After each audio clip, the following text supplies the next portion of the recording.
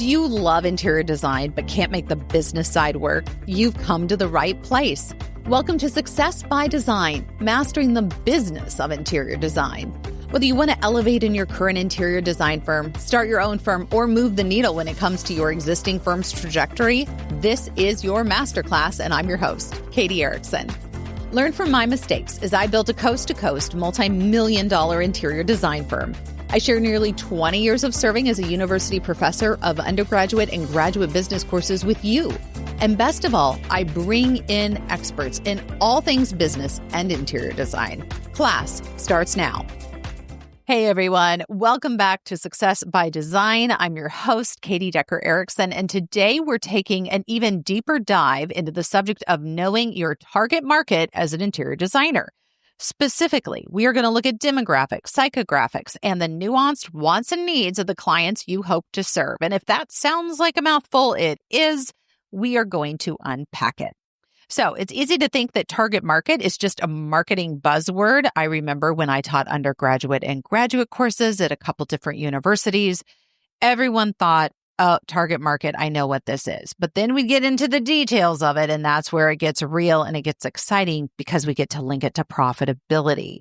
In reality, it is the foundation, the absolute foundation for strategic growth in your business or career. I always say, if you're trying to be everything to everyone, you are nothing to no one. So let's dig in. Why does understanding your target market matter, especially now more than ever before? Well, let's remind ourselves why we care about pinpointing our target market. First of all, you have to think about efficient resource allocation, which is a really fancy way to say that instead of scattering your marketing dollars, this is going to allow you to focus your time, energy, and budget on the platforms and messages that truly resonate and convert with your ideal clients. Second of all, stronger client relationships are really important because we know that when people feel understood, yourself included, and especially in a creative field like interior design, they're more likely to trust you with their homes or their businesses. And finally, you're giving them a clear strategic direction. When you have a well-defined target market, you know your design style, you've nailed your messaging, and your portfolio reflects all of this, you're going to attract the right client. And there's no more guesswork or wasted effort. I can't tell you how many coaching clients hop on a call with me and say, yes, I have an Instagram. Yes, I have a Facebook. Yes, I'm on LinkedIn. And I say, well, who are you trying to target? Anyone who will listen. Once again, and you're going to hear me say it a lot on this podcast, if you're trying to be everything to everyone, you're nothing to no one. So let's start with the basics. Let's start with your demographics. And there are measurable statistics that can help you categorize and group your potential clients. So what are demographics? It includes basic items such as their age range. Are you designing for millennials who favor modern minimalist spaces or retirees looking for comfort and accessibility? Data from House's 2024 Interior Design Trends Survey revealed that 65% of millennials, and let's clarify what we mean by millennials, ages 28 to 34, prefer modern and minimalistic designs. While on the other end of the spectrum, we have baby boomers who are 60 to 78 years old, and as you imagined, they lean towards traditional, comfortable aesthetics. Okay, once you figure out the age range you're going after, you need to figure out their location and living environment. So, as you know, a city loft requires way different design considerations than a sprawling suburban home or maybe that coastal getaway for the weekend. In fact, a recent Zillow study found that urban residents prioritize space-saving, multifunctional design solutions, and those suburban residents, on the other hand, are seeking those family-oriented, durable, spacious interiors. In fact, as you know, Hoda Kotb just left the Today Show not that long ago. And when she did, she gave a tour of the house that she was taking her girls to out in the suburbs. It had the yard. It had the space for the dog. It had all the bells and whistles that her New York apartment could not provide for kids. Once we figured out the location and living environment, think about the income level and budget of your target market. How much, this is the big question, are your clients willing and able to invest in design? That's going to affect the type of services that you offer. It's going to affect your price structure. It's going to affect the types of suppliers and materials you choose. This is why coming back to that target market is so important. According to Statista, in 2024, households earning over $100,000 a year, they spend on average twice as much as those only earning under $75,000. Isn't that interesting? That $25,000 differential affects double the purchasing power on home furnishings. Also, think about the family status you want to go after. Families with small children have very different needs. They need storage, durability. I'm laughing because as the mother of 2 daughters, I can tell you durability matters, and safety, right? They're going to care about those things more than single professionals who might prefer higher end decorative pieces and be brave enough to put a vase in the middle of their living room. In fact, Pew Research Center highlights that 32% of American households have children under 18, and that very much influences the demand for durable, family-friendly designs, if that is your target market. And the final variable for our demographic data is homeownership versus renting. A homeowner is looking to customize a dream space, right? And they're going to have a very different mindset than, say, a renter who needs to be able to remove that wallpaper or have more flexibility in their furniture layout should they ever leave that space. I often think that there is a huge opportunity for designers who go after the rental market specifically, customizing apartments in a way that allows them to get their damage deposit back when they move out. So these demographic factors create a strong foundation for understanding who your target market is from the factual, data-driven standpoint. We're going to switch gears for a minute and go into the psychographics. So just like that was the mind of your target market, we're going to talk about the heart of your target market. The demographics gave you the outside view. This is going to help you understand the inner world when we talk about psychographics. So let's begin right away. First of all, what are their values and beliefs? Are they eco-conscious and seeking sustainable materials? Do they prioritize health and wellness, wanting more natural light and calming color palettes? Here's an interesting statistic for you. A 2023 Nielsen IQ report showed that 72% of consumers consider sustainability important when making choices, with interior clients specifically seeking eco-friendly materials, non-toxic products, and sustainable practices. Also in psychographic data, lifestyle and activities. A client who hosts frequent dinner parties might need a flexible dining area, right? Or even an open concept living space. Another client who works from home and rarely entertains might need a cozy, dedicated office area. According to Architectural Digest, post-pandemic trends indicate that home entertaining increased by 45%, leading to greater demand for open-plan kitchens, flexible living areas, and multifunctional rooms. That being said, again, know your target market.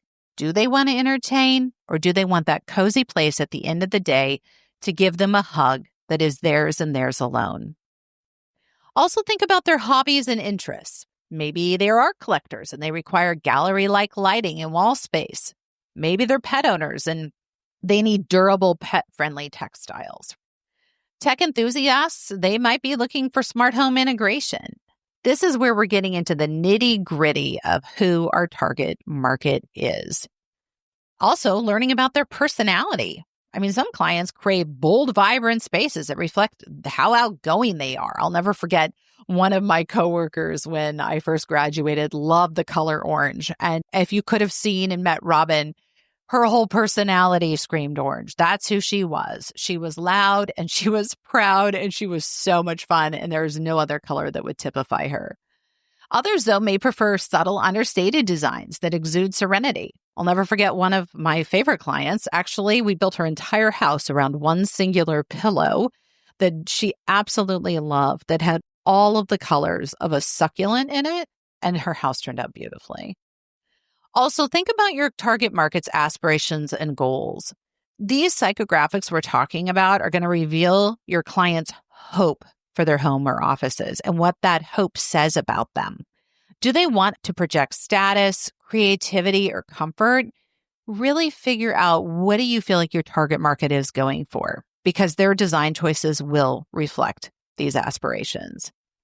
Few bonus points for you on this one. The Global Wellness Institute notes the wellness-focused designs such as biophilic design, natural lighting, and air purification has grown by a whopping 150% over the past 5 years.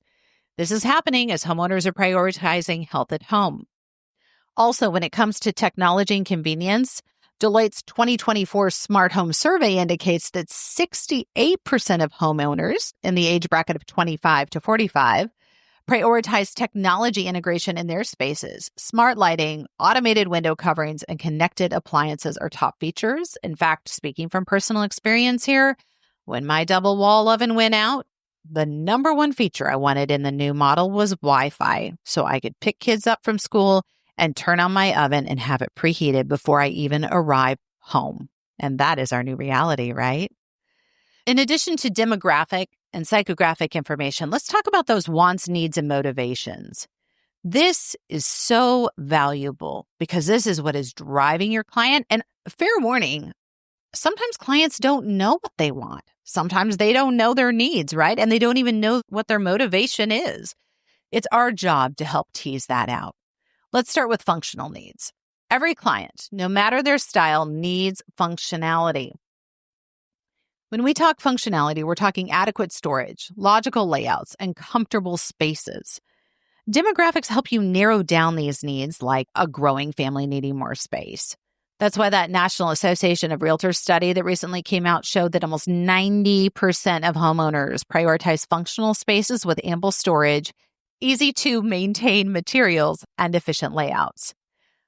Also, think about emotional needs. This is where those psychographics come into play. Does your client want a calming retreat because they live a high-stress lifestyle? Or do they want an inspiring office because they're a creative professional? In fact, Psychology Today emphasizes the strong link between home environment and mental health. This statistic was astounding to me. Nearly 80% of homeowners report greater happiness and lower stress when their homes reflect their personal style and lifestyle. Finally, think about status and identity. Some clients may prioritize design that reflects a sense of luxury or exclusivity. For others, being thrifty and resourceful might be a point of pride. Luxury clients are motivated by exclusivity and prestige. That's right. So if you're going after that luxury market that we've been coaching a lot of clients on, think about exclusivity and prestige. In fact, a recent Luxury Institute study found that more than 80% of affluent homeowners prioritize unique, personalized spaces to reflect their individual status and taste. And finally, their long-term vision. Is this going to be their forever home, or will they likely move in a few years? This insight helps you suggest more permanent features or steer them toward adaptable on-trend elements. In fact, House found that almost 70% of homeowners renovate with long-term living in mind, investing more significantly up front in those higher quality materials and that timeless design. All right, conducting in-depth research. So how do you get all this juicy information? Where do we find it all? Here's a few key ideas for you. Interviews and surveys. Talk to your clients. Have in-depth conversations with the current or past clients that are like the clients you want. Ask them about their favorite parts of the design process. What were their frustrations? Yeah, that's a hard question to ask.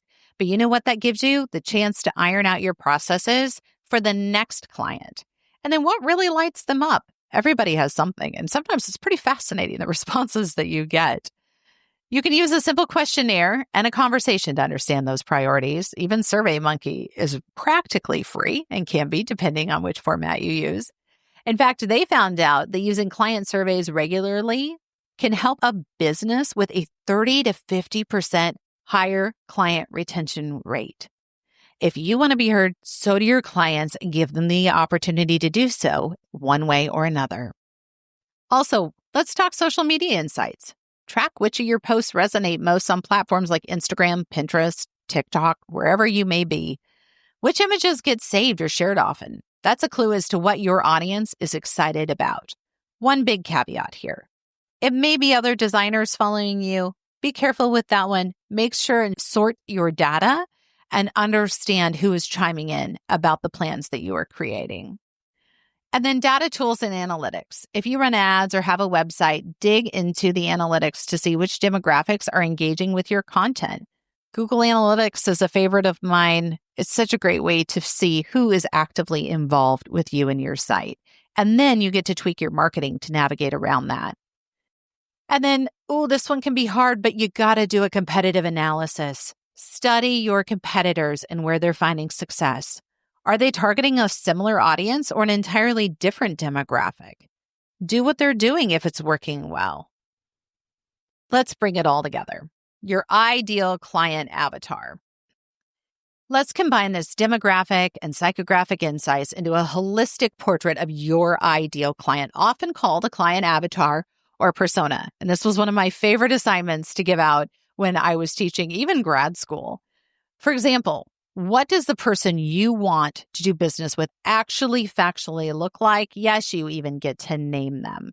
So, with your research in hand, create your detailed ideal client avatar. Maybe her name is Emma. Her age? Maybe she's 38, married with 2 kids. Her income? Over $200,000 a year. Maybe she's located in suburban Seattle. We know that she values sustainability, wellness, and quality family time.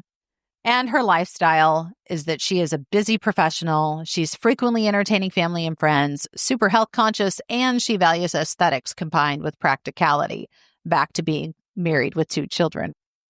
Her design goals are that she's elegant and she wants durable spaces, eco-friendly finishes, multi-purpose areas for family and entertaining, and integrated smart technology. And figure out her pain points. It's so important because then you get to be the one who comes in and solves those and saves the day. In the case of our ideal client avatar, she is time poor. This is why she hired you. She's overwhelmed by choices, so don't give her too many. She's seeking trusted expertise and efficient processes, which gives you a chance to really highlight your processes when you begin your proposal with her. Creating this detailed representation of your ideal client gives your entire business, from marketing to execution, a clear direction. It's so important. Imagine now that you've listened to this, how would you change your marketing strategy once you had your ideal client avatar, whether that's Emma or someone else? In fact, we have a great resource for this that we will put in the show notes that will allow you to tackle who is your target market. Because, as we always say, your business should be working for you, not you working for it. So by pinpointing your target market through these demographic and psychographic insights, you're going to be amazed at how much easier and more efficient it becomes to run your business, specifically your marketing. You're going to attract more of the right projects, build stronger relationships with happy, loyal clients, and keep growing in your unique niche. Remember, as I said, your business should be working for you, not you working for it. If you're ready to take the next big step in your interior design business or career, I'd love to support you on your journey. This is why I offer individual coaching to help you clarify who your target market is, elevate your marketing strategy, and design a career that truly lights you up. Schedule a session with me today, and let's take your success by design to the next level. Until next time, take care. And that's the closing bell. I hope you've gathered valuable insight from our conversation today, equipping you to thrive in your interior design business. Don't forget to hit that follow button to never miss an episode. And if you have burning questions or specific topics you're curious about, explore our episode library, or better yet, book a strategy session directly with me at colorworks.coach.